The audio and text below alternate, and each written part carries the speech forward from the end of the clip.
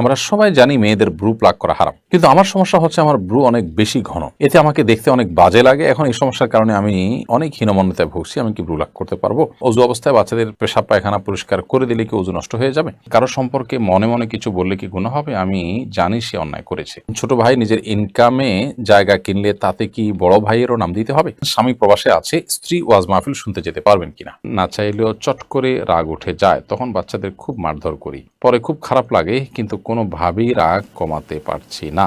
এখন আমি কি করব? কোরআন শরীফ তেলাওয়াত করার সময় আজান দিলে আগে কি আজানের জবাব দিতে হবে? না আমার স্বামী প্রচুর ধূমপান করে, তাকে কিভাবে ধূমপান ছাড়াবো? চলুন তাহলে আর বিলম্ব না করে আপনাদের প্রশ্নের উত্তর আলোকিত ভবনে আমরা প্রবেশ করি। আলিফ হোসেন লিখেছেন, স্বামী প্রবাসে আছে, স্ত্রী ওয়াজ মাহফিল শুনতে যেতে পারবেন কিনা?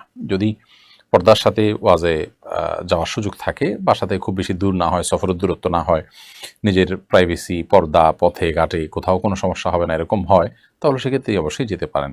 তবে এক্ষেত্রে সংসারের কাজকামের যেন কোনো ব্যাঘাত সৃষ্টি না হয় এবং তার পর্দার চুল পরিমাণ ঘাটতি হওয়ার কোনো আশঙ্কা যেন না থাকে, সেগুলো নিশ্চিত করতে হবে।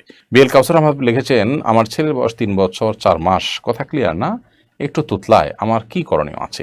ভাই কাউসার, আপনার ছেলেকে আপনি ডাক্তার দেখাবেন, সেই সাথে ভালো কোনো রাখি স্বর্ণাপন্ন হতে পারেন যে যাতে কোনো সমস্যা আছে কিনা, তিনি হয়তো আপনাকে হেল্প করতে পারবেন। জাফরিন সুলতান আপনি লিখেছেন, না চাইলেও চট করে রাগ উঠে যায়, তখন বাচ্চাদের খুব মারধর করি, পরে খুব খারাপ লাগে, কিন্তু কোনোভাবেই রাগ কমাতে পারছি না।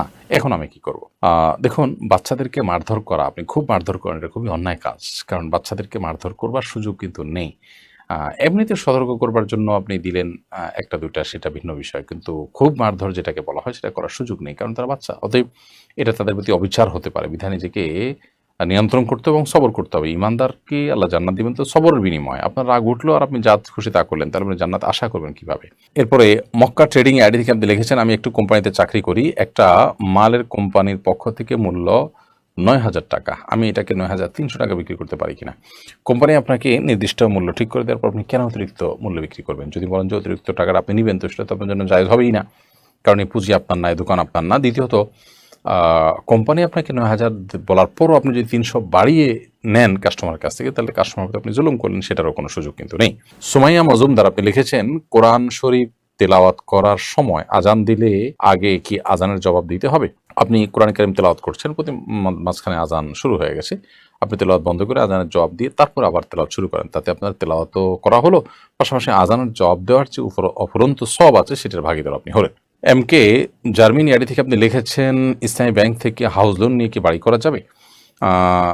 যদিও ইসলামী ব্যাংকগুলো ইসলামী ব্যাংকিংয়ের কথা বলে, কিন্তু সেখানে আমরা জানি যে নানা রকমের সীমাবদ্ধতা থাকে, নানা রকমের ত্রুটি থাকে, সেজন্য এগুলো অ্যাভয়েড করতে পারলে ভালো। যদি আপনি অ্যাভয়েড না করেন, তাহলে সেক্ষেত্রে হাউস লোনের যে শরিয়া স্বীকৃত পদ্ধতি, সেটাই যেন অ্যাপ্লাই হয়, সেজন্য ইমপ্লিমেন্ট হয়, সেটা যেন বাস্তবায়ন হয়, সেটি আপনি নিশ্চিত হওয়ার চেষ্টা করবেন এবং অফিসাররা যেন হুবহু ওইটাই যেন করেন। যেভাবে করলে শরিয়া সিদ্ধ হবে, সেটি আপনি নিশ্চিত করে আপনি করতে পারেন।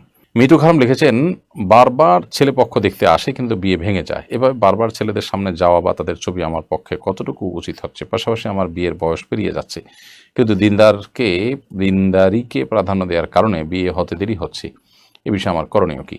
আপনি আপনার চেষ্টা অব্যাহত রাখবেন, পরিবার অব্যাহত রাখবে, এবং বিয়ে না হওয়া পর্যন্ত নিজেকে যদি আপনি কারোর সামনে উপস্থাপনা করেন দেখবার জন্য বা ছবি শেয়ার করেন, এর কারণে আপনার গুনাহ হবে না। হ্যাঁ, খারাপ লাগা কাজ করতেই পারে। আল্লাহ তাআলা আপনাকে মানসিক সান্ত্বনা নসিব করুন, আমরা দোয়া করি, এবং আপনার দ্রুত বিয়ের ব্যবস্থা আল্লাহ তাআলা করে দিন, যদি এটা আপনার নিজের ইস্যু হয়ে থাকে যেভাবে আপনি লিখেছেন। মোবারক হোসেন আপনি লিখেছেন, আমার বিয়ের প্রক্রিয়াধীন, বিয়েতে পাত্রী দেখার সময় কি কি প্রশ্ন করা যেতে পারে বলে আপনি মনে করেন? জানিয়ে বাধিত করবেন। ভাই মোবারক হোসেন, বিয়েতে পাত্রী দেখার সময় প্রথমত দেখা দরকার পাত্রের দিনদারিতা, তিনি কোরআন হাদিসকে কতটা ফলো করে চলেন, আল্লাহর কাছে নিজেকে কতটা ন্যস্ত করেন, কোরআন হাদিসের যে কোনো নির্দেশকে তিনি অকপটে মানেন কিনা। যদি এটা এক মুহূর্তের আপনার সাক্ষাৎকারের মাধ্যমে নিশ্চিত হওয়া কঠিন, এটার জন্য প্রয়োজনে আপনার অন্যদের সাথে যারা তাকে চিনেন ব্যক্তিগতভাবে, তাদের সাথে শেয়ার করতে হয়, তাদের কাছ থেকে জানার চেষ্টা করতে হয় বিভিন্ন অ্যাঙ্গেল থেকে, তিনি কাদের সাথে উঠা বসা করেন সেখান থেকে আইডিয়া নেওয়ার চেষ্টা করতে হয়। আরহাত চৌধুরী লিখেছেন, আমার স্বামী প্রচুর ধূমপান করে, তাকে কিভাবে ধূমপান ছাড়াবো? প্রথমত কোনো ডাক্তারের শরণাপন্ন হতে পারেন, যিনি ধূমপানের ক্ষতিকর দিকগুলোকে সুন্দর করে বুঝাবেন, কাউন্সেলিং করবেন, সেই সাথে কোনো আলেমের শরণাপন্ন হতে পারেন, দিনী প্রোগ্রামে দিনী আয়োজনে তাকে নিতে পারেন। রমজান মাসের চেষ্টা করলেই ধূমপান থেকে মানুষকে বের করে আনা যায়, সেই চেষ্টা আপনি করতে পারেন, কারণ রমজান মাসে অল্প সময়ের জন্য যারা রোজা রাখেন অল্প সময় যেন সুযোগ পান রাতের বেলায়, ম্যাক্সিমাম রাতের বেলায় তিনি ঘুমিয়ে থাকেন, তারাবি পড়েন, আবার দিনের বেলা তিনি তো রোজা রাখেন, যার কারণে খুব অল্প কয়েক ঘন্টা একটু কষ্ট করে থাকতে পারলেই কিন্তু অভ্যাসটা ছেড়ে দেওয়া যায়। মির্জা সানি আপনি লিখেছেন, ছোট ভাই নিজের ইনকামে জায়গা কিনলে তাতে কি বড় ভাইয়েরও নাম দিতে হবে? তাদের বাবা বড় ভাইয়ের নাম দেয়নি বলে পরিবারে ঝামেলা করে, ছোট ছেলেকে কথা শোনায়, এ বিষয়ে ইসলাম কি বলে? ছোট ভাই নিজের ইনকামে জমি জমা কিনলে সেখানে বড় ভাইয়ের নাম দেওয়া জরুরি না। বাবা মা এগুলো বুঝতে চান না, অনেক সময় বাবা মাকে বোঝাতে হবে, প্রয়োজনে বিজ্ঞ প্রাজ্ঞ ওলামা ইকরামের সান্নিধ্যে নিয়ে যেতে হবে এবং তাদের মাধ্যমে তাদের কাউন্সেলিং করার চেষ্টা করতে হবে।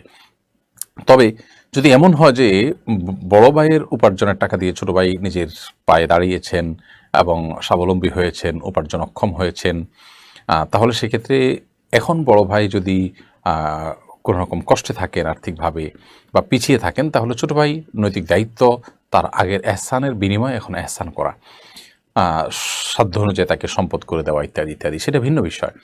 কিন্তু এমনিতেই ছোট ভাই যত যা করবেন সেটাতে অন্য ভাইকে সামিল রাখার কোনো বিশেষ কোনো নির্দেশনা কোনো হাদিস কোথাও আমাদেরকে দেয়নি। বিধায় বাবা মায়ের ক্ষেত্রে বাড়াবাড়ি করা উচিত না। আবার ছোট ভাইও বড় ভাই বা বোন বা অন্য যারা পিছিয়ে আছে রক্ত সম্পর্কীয়, তাদেরকে যথাসম্ভব হেল্প করার বা এগিয়ে নেওয়ার চেষ্টা মানসিকতা থাকা দরকার। উর্মি ইসলাম আপনি এডি থেকে লিখেছেন, কারো সম্পর্কে মনে মনে কিছু বললে কি গুনাহ হবে? আমি জানি সে অন্যায় করেছে, সেটির জন্য আপনার মনে মনে তার অন্যায়ের কথা আপনার স্মরণ হলো বা আপনি চিন্তা করলেন সে লোকটা খারাপ, এর কারণে আপনার কোনো গুনাহ হবে না, কারণ আপনি তো কাউকে কিছু বলেন নাই। মনে মনে খারাপকে খারাপ জানা বা তার কোনো কিছু আপনার নজরে এসেছে, সেটার কারণে আপনি তার সম্পর্কে সে ধারণা মনে তৈরি হলো, এটাতে অসুবিধা নেই। কিন্তু যদি আপনার কাছে পরিষ্কার কোনো ধারণা না থাকে, বাস সন্দেহের কারণে শুধুমাত্র তাকে আপনি বাজে জ্ঞান করলেন মনে মনে, সেটা অনুচিত হবে। আয়েশা তাসনিম লিখেছেন, অজু অবস্থায় বাচ্চাদের পেশাব পায়খানা পরিষ্কার করে দিলে কি অজু নষ্ট হয়ে যাবে? না, বাচ্চাদের পেশাব পায়খানা পরিষ্কার করে দিলে আপনার অজু ভাঙবে না। তবে যদি আপনার হাতে পেশাব পায়খানা পরিষ্কার করতে গিয়ে পেশাব পায়খানা লেগে যায়, তাহলে যে অংশে লেগেছে জাস্ট সে অংশ শুধুমাত্র আপনি ধুয়ে ফেললেন, সেটা হাত হোক, পা হোক বা কাপড় চোপড় হোক, এটুকু যথেষ্ট। বাচ্চা পেম্পার্স পরিবর্তন করলেন বা তার পেশাব পায়খানা থেকে তাকে পরিচ্ছন্ন করে দিলেন, এর কারণে আপনার অজু ভঙ্গ হবে না, জাস্ট নাপাক লেগে গেলে সে অংশটা ধুয়ে ফেললে হবে।